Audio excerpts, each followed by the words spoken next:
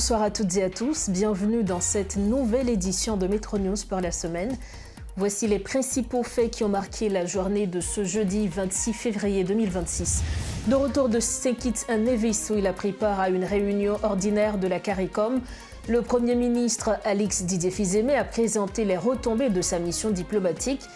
Il met en avant un appui régional au pacte de gouvernance et annonce une promesse d'aide financière de la Finlande pour faire face à la crise humanitaire.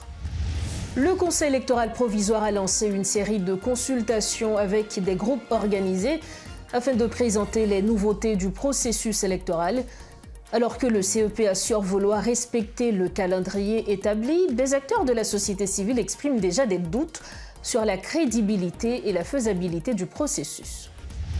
Également à la une de ce jeudi, alors que les cas de kidnapping se multiplient dans la capitale, le ministre du Tourisme estime que l'insécurité perçue serait exagérée et défend le secteur touristique comme facteur de sécurité, une position qui soulève des interrogations dans un contexte marqué par l'absence de données récentes et les restrictions de voyage imposées par plusieurs ambassades.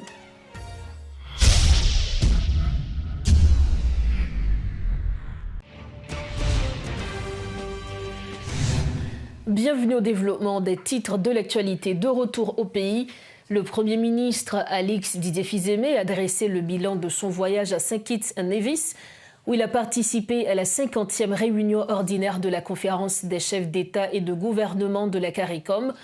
Lors d'un point de presse tenu au salon diplomatique de l'aéroport Toussaint-Louverture, le chef du gouvernement a indiqué avoir rencontré plusieurs personnalités de la région autour des défis sécuritaires, de la gouvernance ainsi que de la crise humanitaire.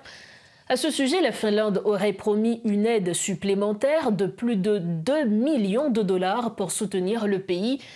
Selon le chef de la primature, la quasi-totalité des dirigeants caribéens ainsi que le secrétaire d'État américain Marco Rubio ont salué le pacte de gouvernance récemment adopté par son gouvernement en concertation avec des partis politiques. M. Fils-Aimé en a profité pour réitérer son engagement à organiser des élections au cours de cette année. Un compte-rendu signé Gerbijan. À peine son avion a-t-il atterri que les membres du gouvernement se mettent au diapason en rang sur le tapis rouge déposé sur le sol. Ils sont nombreux à venir saluer le retour du Premier ministre Alix Didier Fils-Aimé après son périple de 2 jours à St. Kitts and Nevis, au cours duquel il a rencontré des dirigeants de tout calibre, dont l'éminente personnalité de la CARICOM, Kenny Anthony. Avec lui, les discussions balayaient plusieurs sujets. J'ai rencontré l'honorable Kenny Anthony, qui est une éminente personne, et nous avons parlé de toutes questions Haïti, questions de sécurité, questions de déplacés. Et parce que monsieur a 2 ans qu'il a travaillé sur Haïti, avec l'honorable Kenny Anthony, qui est ancien Premier ministre Sainte-Lucie, nous avons fait des bonnes discussions. Nous avons chita parlé tout avec le président et Afrexim Bank, qui était venu en Haïti déjà. Il était venu en Haïti déjà, il était un protocole, il était commencé à signer avec prédécesseur. Et moi-même, nous allons faire suivi dans l'esprit de la continuité de l'État. Nous allons faire suivi pour que qu'il y ait un investissement qui fait et l'argent qui a prêté dans main et Exim Bank. Alix Didier Fils-Aimé revient également sur son pacte de gouvernance impliquant plus de 200 structures politiques et de la société civile. La nouvelle a fait grand bruit dans les Caraïbes, se vante-t-il. Lors de sa participation à cette rencontre ordinaire des dirigeants de la région, il a pu recueillir des promesses d'aide dans plusieurs domaines, dont celui de la sécurité, de la part de la délégation des Émirats arabes unis, affirme-t-il. Et nous avons parlé tout avec délégation État Émirats arabes unis qui était là, parce qu'ils ont même intéressé dans les Caraïbes, ils ont intéressé dans le marché caribéen, et nous parlons avec un pile de sous question coopération, dans sécurité, investissement, et un bagage qui est extrêmement intéressant, logement social, et gouvernance électronique et contrôle frontière. Il y a un projet accord qui est déjà en gestation là pour la police nationale là pour couvrir dans la sécurité. Le locataire de la primature promet également la réouverture de l'ambassade d'Haïti en Jamaïque dans un bref délai, résultat de son tête-à-tête avec le Premier ministre Andrew Holness. Et un bagage qui est extrêmement important nous avons une ambassade longtemps dans le pays Jamaïque. Je dis à une bague ambassade.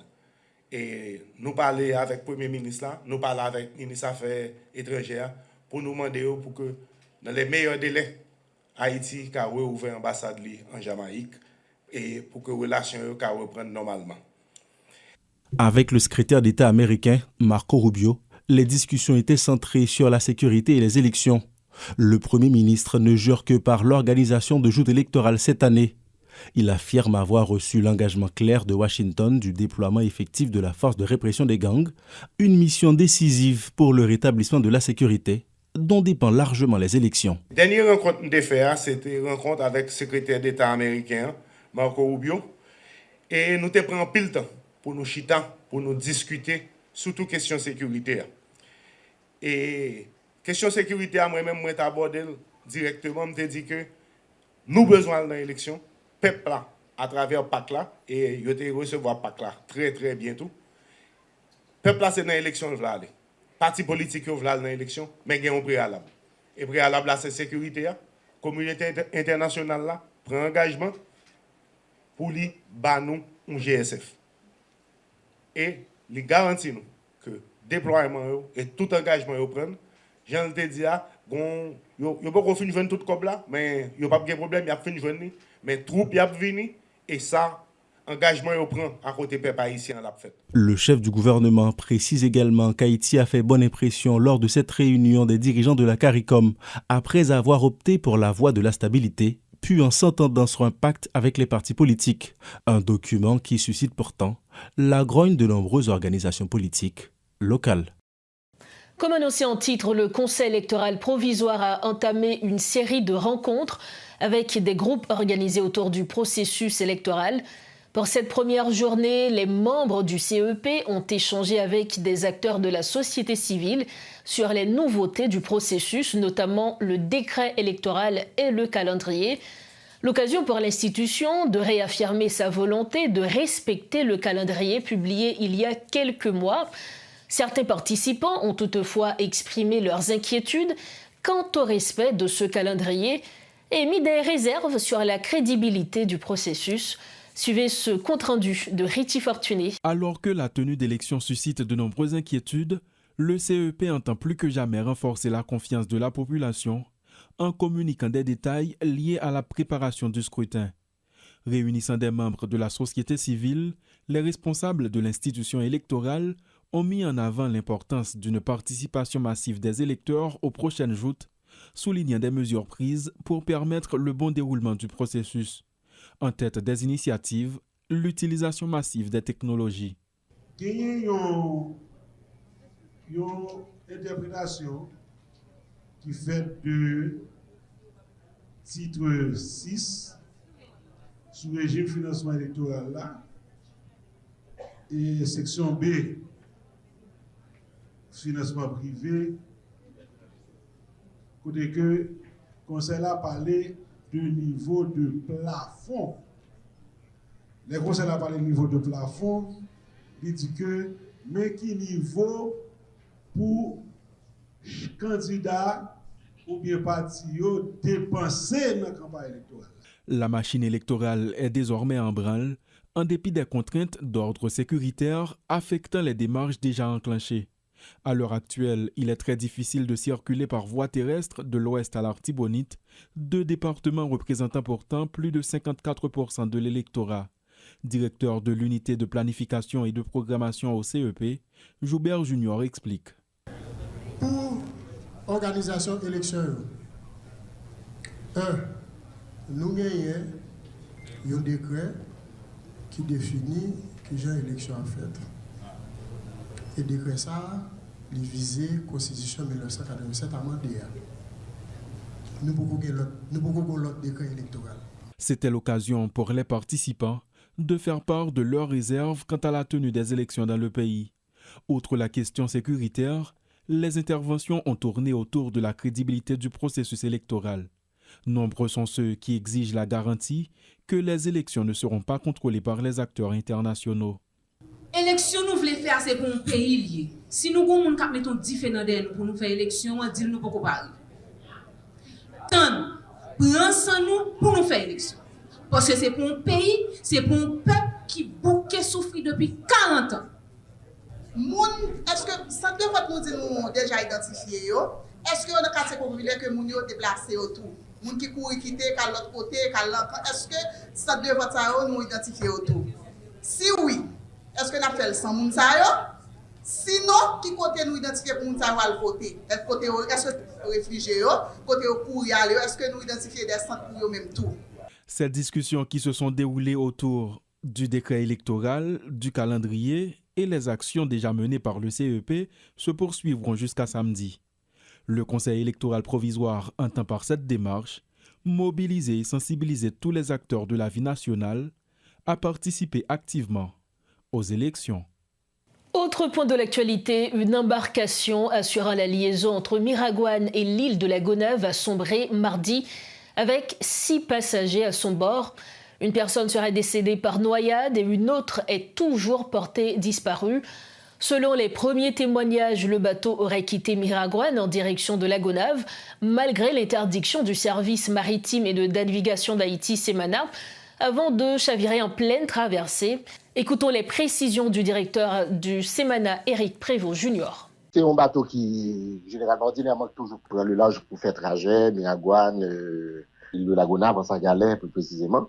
Mais cependant, dans la nuit 24 février à 22h30 du matin, très tôt, bateau ça prend la mer malgré interdiction de Semana pour que bateau pas prendre la mer dans la période ça, comme on connaît qu'ils ont fond de fois qu'à traverser Haïti et que la mer est houleuse, en plus vague, et bien il y a des bateaux que n'ont pas d'autorisation pour prendre la mer. Malgré insistance représentant territorial ils ont demandé pour ne pas prendre la mer, ils prennent la mer malgré tout, mais il faut que nous disions tout, c'est pas un bateau de passagers liés. C'est un bateau de charge qui porte des marchandises, du charbon, l'huile, le ciment, etc. des bails comme ça. C'est pas un bateau qui porte des monde, mais il gagné 2-3 moun à bord et avec capitaine marin, il gagné 1 ou 2 passagers. Mais pas de passagers vraiment, c'est pas un bateau passager généralement, c'est un bateau de charge. Directeur Éric Prévost Junior, bilan salier. Jusqu'à présent, ça nous gagne comme information, il y a 4 rescapés, il y a 6 moun là-dedans.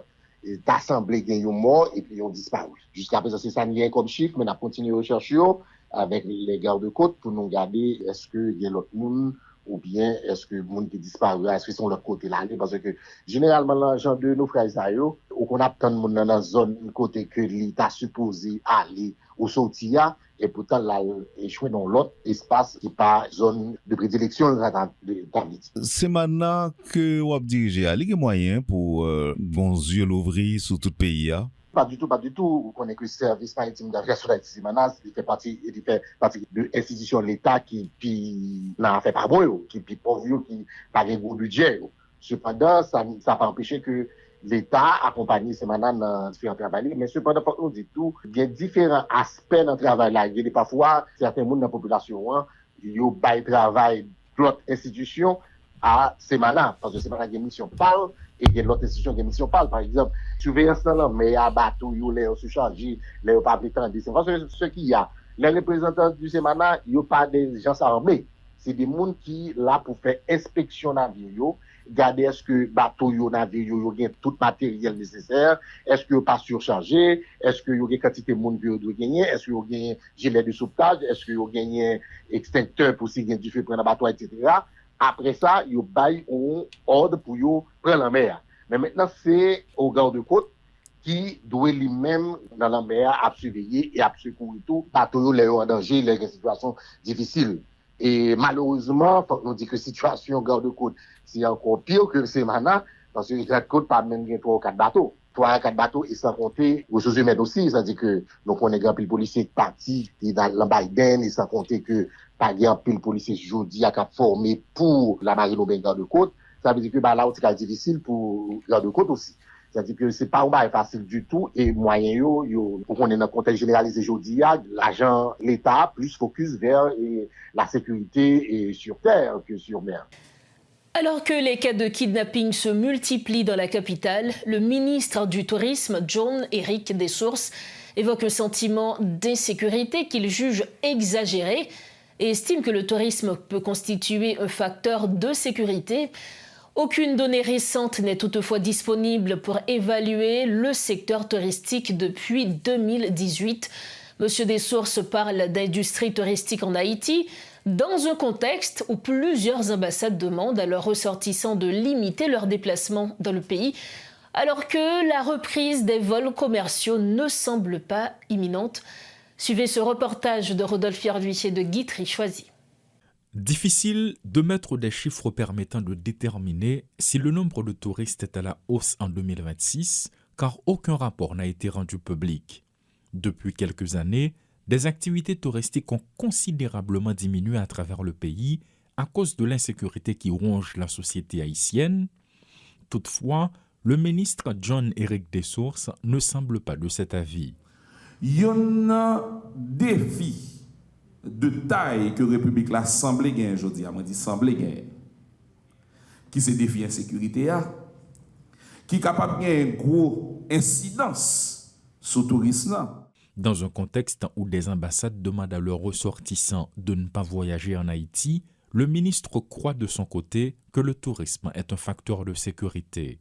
Considérer qu'il y a une grosse incidence sur le tourisme et dans le narratif qui gagne sur Haïti, au niveau national et au niveau international, chaque jour, on dit qu'il y a une grosse incidence sur le tourisme. Dans la même logique pour nous considérer vers à moitié rempli, nous décider que nous considérons le tourisme comme un facteur de sécurité. Le nombre de touristes de séjour en Haïti est passé de 515 804 en 2015 à 148 355 en 2021, soit une baisse de 71% en 6 ans, selon des données du ministère du Tourisme rendues publiques par l'Institut haïtien de statistique et d'informatique à la fin du mois de décembre 2022.